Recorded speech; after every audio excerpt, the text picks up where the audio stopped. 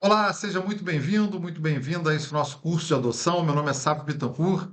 O curso está integralmente disponível lá no nosso canal. Você pode assistir todas as aulas. Nessa especificamente, continuaremos conversando a respeito de cadastro de habilitados, de crianças disponíveis para adoção e do Sistema Nacional de Adoção.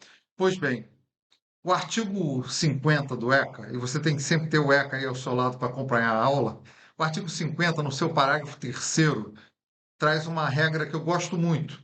Essa regra fala sobre a preparação psicossocial e jurídica dos habilitados para adoção, dos habilitandos para adoção, para que eles sejam efetivamente cadastrados. Ou seja, o processo de habilitação ele não se cinge a fazer uma verificação das condições objetivas e subjetivas daquelas pessoas para serem pais adotivos, nem apenas para analisar qual o perfil de criança que efetivamente aquelas pessoas dão conta de criar.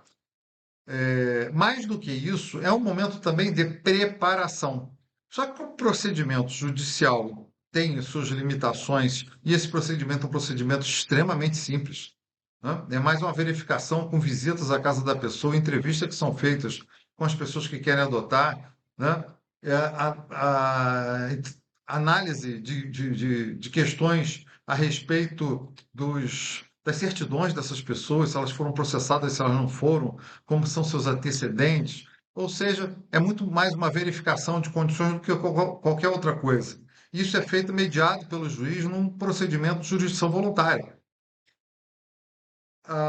Mas, nesse momento, o ECA pede que haja uma preparação psicossocial e jurídica dos pais adotivos para compreender o momento do que estão vivendo. E eu digo que essa preparação, a regra, a lei não diz onde essa preparação deve ser feita. Isso vai acabar caindo no colo do município, coitado, que é o destinatário de todas as ordens, de todas as leis do mundo, quando tem que ter uma política pública, que é uma política pública de atendimento que devia ser bancada pelo município.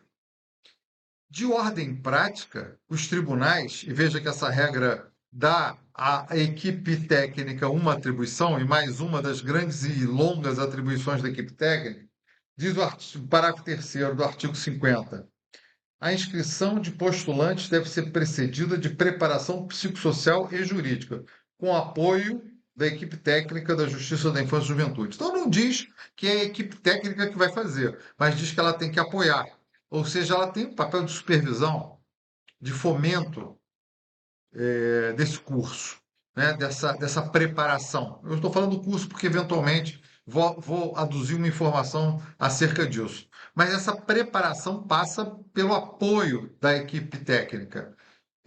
Só que a equipe técnica não tem integrantes jurídicos, o que ela tem são integrantes da área psicossocial. São assistentes sociais e psicólogos, e às vezes outros profissionais muito bem-vindos e importantes nas equipes técnicas, mas mormente psicólogos e ciências sociais. Não há juristas, não há pessoas formadas em direito. Essas são que exercem os papéis processuais, os papéis que estão vinculados à atividade processual, juiz, promotor, defensor público e advogado.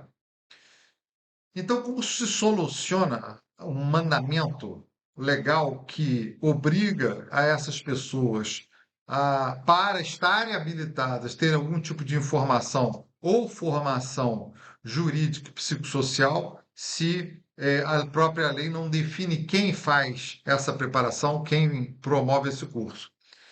A solução tem sido encontrada pela formulação de convênios dos tribunais de justiça com grupos de apoio à adoção. Grupos de apoio à adoção são estruturas da sociedade civil sem fins lucrativos que apoiam a adoção e acabaram assumindo um protagonismo muito grande, tanto na parte política, na criação de uma legislação mais favorável à adoção e vencer os preconceitos que existem contra essa forma de filiação, mas também na preparação dos pretendentes à adoção para exercício da paternidade socioafetiva. Então, os grupos de apoio à adoção, que têm pais adotivos que já passaram pelo processo da adoção, processo que eu digo judicial, e pelo processo vivencial, né, pela experiência da adoção. E, obviamente, eles têm acumulado um saber a respeito de várias coisas que comumente acontecem no processo adotivo, na adaptação da criança, na criação de vínculos, na, na imposição da autoridade paterna e materna e suas relações com os períodos de sofrimento e abandono que essa criança passou anteriormente. Tem toda uma série de questões absolutamente fundamentais que essas pessoas vivenciaram, muitas vezes sem o devido preparo, mas que vivenciaram e que podem partilhar. Então, os grupos de apoio à adoção promovem palestras, cursos os tribunais de justiça têm se valido dessa fonte de saber para a capacitação dos habilitandos.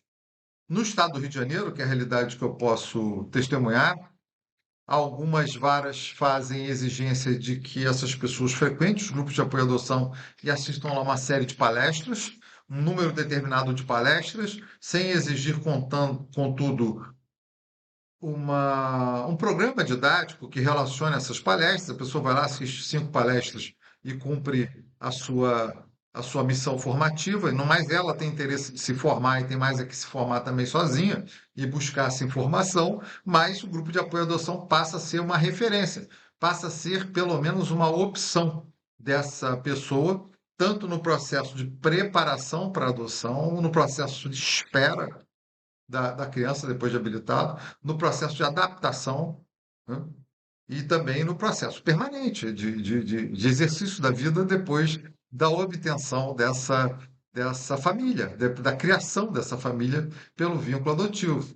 Então, em outros municípios, essa eu me refiro à comarca da capital, que é assim que funciona, em outros municípios é necessário fazer um curso completo. Um curso que é oferecido, esse curso é avaliado pela equipe técnica das varas e elas aderem a esse curso e lá eles indicam e enviam os seus habilitandos no processo de habilitação para que, enquanto o processo corre, eles façam a sua preparação. Aqui no estado do Rio de Janeiro, inclusive, tem se exigido para o pedido de habilitação, né, logo no início do processo, que seja juntado o certificado de conclusão desse curso com a carga horária X, são 5 aulas ou 6 aulas. Quem quiser mais informações, no site do Instituto Quintal Diana, né, www.quintaldiana.org.br, você vai encontrar as informações sobre como funciona esse curso. E as pessoas lá se habilitam, tem palestras com psicólogo, tem palestra com advogado, tem palestra com pais adotivos que contam sua rotina, tem pais adotivos que dão depoimentos, demonstram como conseguiram superar certas dificuldades, sobretudo nas adoções tardias, que a criança carrega uma bagagem emocional, ela não chega pura como chega um bebê, ela chega com experiências vividas e experiências sofridas. Então, requer um olhar com grande carinho essa fase de adaptação, onde as devoluções, os desencontros acontecem.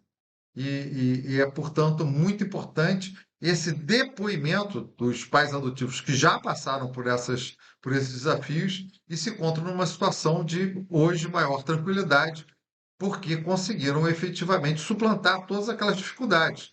E eles podem contar como fizeram, podem partilhar a sua experiência para esses novatos que ainda não têm a criança, mas que um dia vão encontrar essa criança e vão passar por situações parecidas. Então, é fundamental que essa preparação seja feita. Fundamental. Essa preparação, inclusive com o encontro com pessoas que já realizaram a paternidade adotiva, a maternidade adotiva, para que haja esse encontro, digamos, geracional, pais velhos com pais novos se relacionando para tentar criar para a criança um melhor ambiente. Então, isso frutificou e hoje há, inclusive, pela Associação Nacional de Grupos de Apoio à Adoção, a ANGAAD, um modelo de curso nacional que foi sugerido, que as pessoas podem seguir, né, com aqueles tópicos que são os mais relevantes, porque a experiência desses grupos de apoio à adoção lida com os pais adotivos e todas as suas dúvidas e todas as suas inseguranças, todos os seus grilos desde o início. Então, é muito importante que essa regra seja cumprida em todo o Brasil. Há que se ter algum tipo de preparação. É fundamental. Quem ganha com essa preparação é a criança. E ela não é opcional, ela é um mandamento da lei, está no parágrafo 3º do artigo 50. Então, perguntar, mas por que está fazendo? Por que está obrigando? Está obrigando a fazer em função da lei. A lei está querendo proteger a criança e capacitar seus futuros pais a lidar com as suas questões. É fundamental, portanto, que esse curso seja feito. Alguns lugares não é curso, são palestras, mas é melhor do que nada. É um contato prévio que faz com que as pessoas tomem consciência das eventuais dificuldades que vão enfrentar. Oxalá que não enfrentem nenhuma. Isso é impossível. Qualquer paternidade e maternidade tem lá seus desafios, mas que sejam leves, que sejam aqueles do cotidiano. Mas se enfrentarem alguma coisa mais grave, já tem pessoas e contatos com essas pessoas que passaram por questões semelhantes e que estão aptas a ajudar. No grupo de apoio Quintal de Ana, há inclusive um grupo permanente pós-adoção que acompanha, as pessoas podem acompanhar, um grupo de WhatsApp, com algumas reuniões, com algumas palestras, alguns eventos, em que as pessoas podem partilhar e efetivamente trocar experiências durante o processo de adaptação da criança, que também é fundamental. Ela tem a quem recorrer. Os grupos de apoio à adoção, então, funcionam com uma preparação que é exigida por lei, fiscalizada pela equipe técnica do juízo, né? Mas exercido por uma sociedade civil não governamental e, ao mesmo tempo, o grupo de apoio à adoção é um suporte, uma rede que a pessoa pode contar para o apoio no pós-adoção. São verdadeiros benfeitores dos pais adotivos e fazem isso porque querem que todo mundo experimente a oportunidade de ser pai e mãe. Nossa aula fica por aqui hoje. Voltamos com mais Sistema Nacional de Adoção, cadastro, grupo de apoio à adoção na aula que vem. Até lá.